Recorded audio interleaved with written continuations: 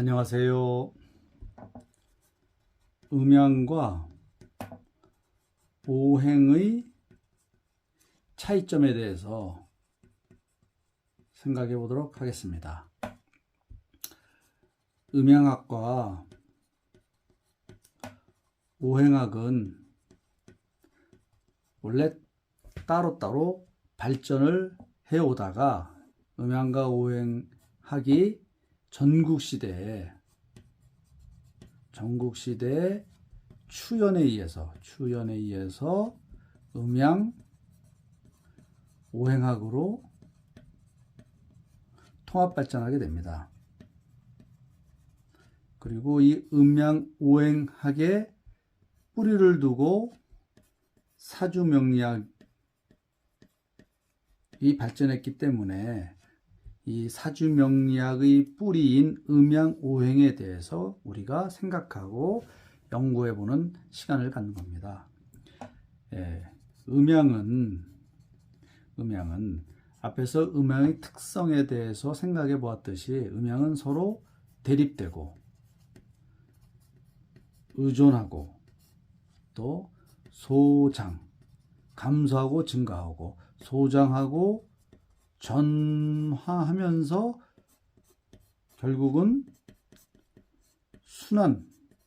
순환하는 것이 키포인트입니다. 음양은. 오행은 목, 화, 토, 금, 수 이 5기운이 서로 상생하고 상극하고 상전하면서 변화하는 것, 이 변화가 키포인트입니다. 물론 음양도 변화하면서 순환을 하고 오행도 순환하면서 변화를 합니다. 예를 들면 사계절이 있는데 사계절 봄, 여름, 가을, 겨울. 물론 봄, 여름, 가을로 변해가는 데는 여기 시간이 작용하지만 시간이라는 생각을 일단 접어두고 음양 입장에서 보면 봄, 여름, 양의 기운은 가을, 겨울, 음의 기운으로 바뀌고 가을, 겨울, 음의 기운은 봄, 여름, 양의 기운으로 바뀝니다. 이렇게 봄, 여름에서 가을, 겨울로 또 음양은 반드시 봄, 여름에서 가을, 겨울에서 봄, 여름으로 이렇게 순환을 합니다. 변화하면서 순환을 하지요. 그런데 오행 입장에서 바라보면 봄, 여름, 가을, 겨울이 봄은 목이고 여름은 화고 환절기는 토고 가을은 금이고 겨울은 수 이렇게 되는데 목에서 반드시 화를 거치고 화를 거쳐서 다시 토로 가는 이런 순서보다도 어떨 때는 목이 토를 극을 합니다. 그러면 극받은 토는 금의 옆구리를 콕콕 찔러가지고 요 금이 다시 목을 공격을 합니다. 또 그렇다고 해서 금이 반드시 금극 목 하는 것도 아닙니다. 목이 많고 강하면 목다 금결해서 목이 단단하고 많으면 목을 자르는 도끼 금의 이빨이 나갑니다. 이렇게 오행은 다양한 이 변화가 방점이 되겠습니다. 또 다른 예로 12운성을 보면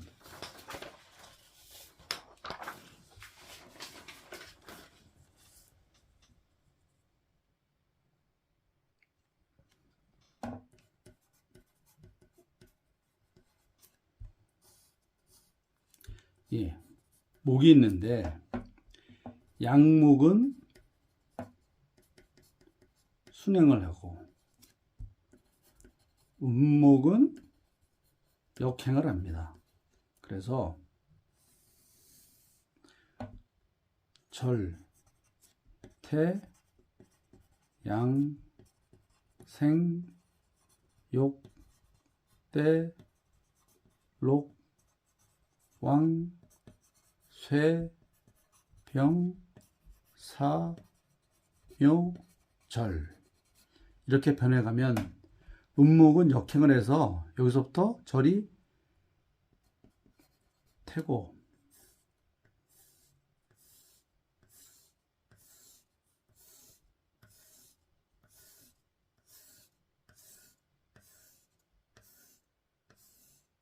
절, 태, 여기가 묘, 양, 생, 욕, 대, 록, 왕, 쇠, 병, 사, 묘, 절, 태 이렇게 됩니다. 양목이 순행하면서 이렇게 변해가고 다시 음목이 이렇게 역해가면서 원위치가 되는 이렇게. 그래서 목의 입장, 양목, 음목을 떠난 목의 입장에서는 순환을 하는 겁니다. 그런데 오행의 입장에서 보면 목 일간, 물론 이제 여기서는 오행의 예를 들어서 그런데 천간의 오행, 그게 이제 십간이 되겠죠. 십간이 지지의 어떤 오행, 여기서 오행은 12지지가 되겠죠. 12지지를 만나느냐에 따라서 어떻게 변하느냐. 절이면 신금이겠죠. 신금을 만나면 양목이 절이 되고, 신유를 만나면 태, 신유, 술, 해, 자, 축, 인, 묘, 진, 사, 오, 미, 다시 신. 그래서 신유술, 금기운을 만났을 때, 해자축, 수기운을 만났을 때, 인묘진, 목기운을 만났을 때, 사오미, 화기운을 만났을 때, 이럴 때 각각 이런 식으로 절에서 태로, 태에서 양으로, 양에서 생으로 이렇게 변해가는 거죠. 이렇게 변화하면서 순환한다 이거죠. 그래서 만약에 인생이 돌고 돈다면 이것은 음양의 순행이고, 순행을 보는 거고, 또 인생무상, 이렇게 인생무상이라고 생각한다면, 은생무상, 흥진비례, 이러면 이것은 변화하는 거죠.